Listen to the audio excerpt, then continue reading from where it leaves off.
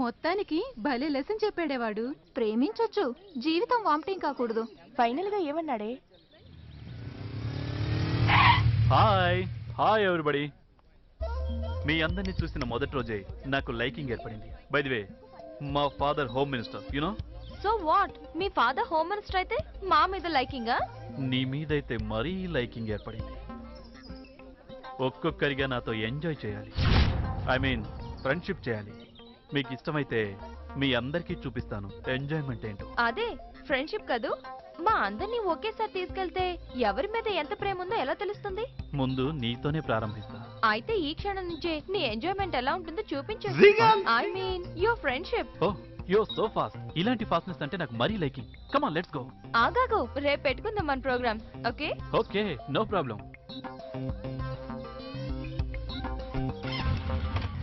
Bye girls.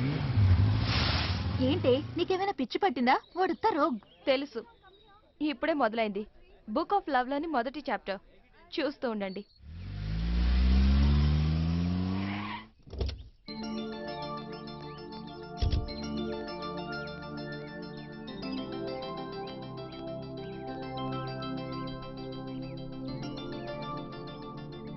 నాకైతే ఈ రంగు బాగా అమ్మాయిగారికి ఇది బాగుంటుందండి.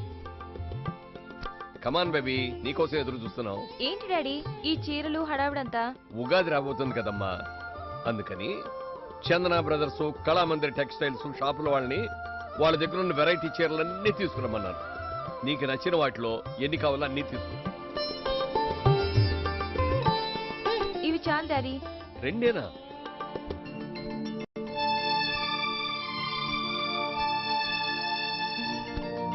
ఏమిటమ్మా ఏదో పరధ్యానంగా ఉన్నట్టున్నావు? No పరధ్యానం daddy. అదేమిటమ్మా, ఇది వరకు గంటల గంటల సెలక్షన్ తీసుకునేదానివి.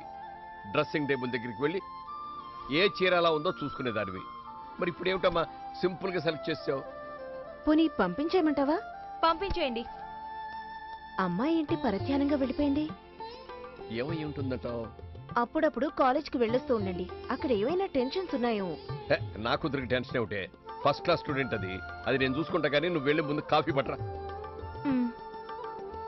చూడబాయ్, ఈ చీరలు మొత్తం అన్ని కలిపి బిల్లు ఎంత అయిందో చెప్పు. 2,75,000 అండి. శర్మ గారు, సార్ ఆ అమౌంట్ ఇవన్నీ ప్యాక్ చేస్తూ ఉండండి, నేను చెక్ తీసుకొస్తా.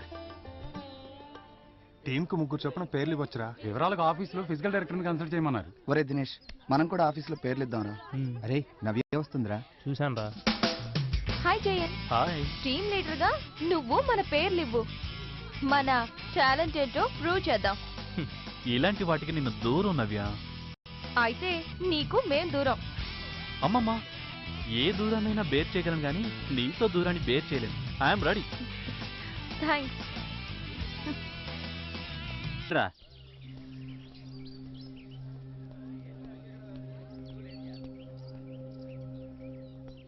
ఆగు నవ్య, కార్ డోర్ తెరిచినంత తేలిగ్గా జీవితం దారులు ఎవరికి పడితే వాడు కోపం చేయకూడదు. డోర్స్ ఓపెన్ చేసినప్పుడు రావడం నీకు చేత కాలేదు. జయంత్ వెంట పడ్డాడు. అది లవ్ అనుకుంటున్నావా? Why not? కాదు నవ్య, ఏ లవ్ ఆఫ్ ఎమోరస్. నీ మీద మోసి తీరగానే వాడు మరొకరి వెంట పడతాడు. ఎంతో మంది అతని ఎరాటిక్ పంజాకి బలైపోయారు. ఆలోచించుకుని అడిగి.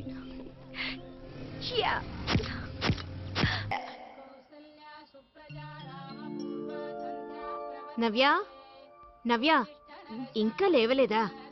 నవ్య లే. ఏంటమ్మా అందమైన కళ్ళను డిస్టర్బ్ చేసావు?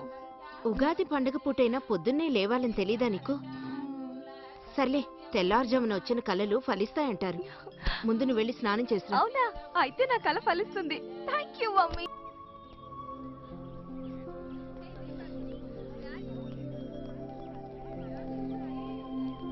ఆ జయంతి విషయంలో కొంచెం జాగ్రత్తగా ఉండవే. చూడండి, వల విసిరితే చాలా చేపలు పడతాయి. ఫ్రైడ్ బెస్ట్ గా ఓ చిన్న ఫార్ములాని అప్లై చేశాను. జయంత్ అనే వాడిని ఎరగా వాడాను. నిన్నే చేప వల్ల పడింది. అంటే నిన్న దినేష్ కలిశాడా? అవును. ఏమన్నాడు? జయంత్ విషయంలో జాగ్రత్త అన్నాడు. సో అతని హృదయంలో ఎక్కడో ఓ మూల నా మీద ప్రేమ ఉందన్నమాట.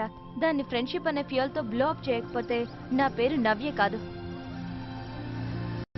దినేష్ వస్తున్నాడు, మీరు పదండి. పదండి. హాయ్ దినేష్. చెప్పు నవ్య. నువ్వన్న తర్వాత జయంత్ గురించి ఎంక్వైరీ చేశాను. వాడుత్త రోగం తెలిసింది. దినేష్, మన ఫ్రెండ్స్ ని బట్టి మన క్యారెక్టర్ ఏంటో తెలుస్తుందంటారు కదా? ఈ క్షణం నుండే మనం ఫ్రెండ్స్ గా ఎందుకు ఉండకూడదు? Why not? జయంతో ఫ్రెండ్లీగా ఉన్నప్పుడు నా వంక అందరూ వింతగా చూశారు. నువ్వేమీ అనుకోకపోతే నీతో ఫ్రెండ్లీగా మూవ్ అవ్వాలనుకుంటున్నాను. మరీ అమాయకంగా మాట్లాడకు నవ్య.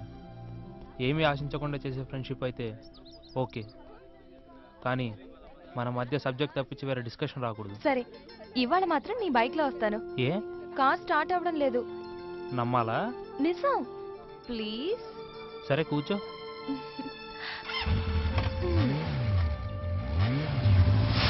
అమ్మా నవ్య, ఈ అంకుల్ గుర్తుపట్టావా? మీరు భానోజీరావు అంకుల్ కదూ? యా అన్నట్టు నువ్వు ఇప్పుడు ఏం చేస్తున్నావమ్మా? మెడిసిన్.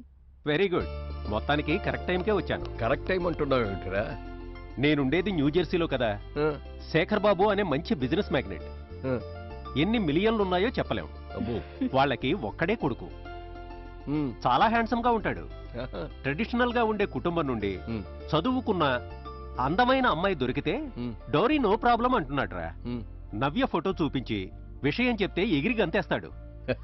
అప్పుడే మా అమ్మాయికి పెళ్ళేట్రా, చిన్నపిల్ల అయితేను. మంచి అవకాశం కదా, ఆలోచించమంటున్నాను. ఇంకా ఆలోచించడానికి ఏం లేదు గాని అమ్మాయి పెళ్లి విషయంలో మేము కల్పించుకోదలుచుకోలేదురా. దాని పెళ్లి దాని ఇష్టం. అది సరే గాని మీ పిల్ల Thank you, Daddy. Thank you very much. Yes.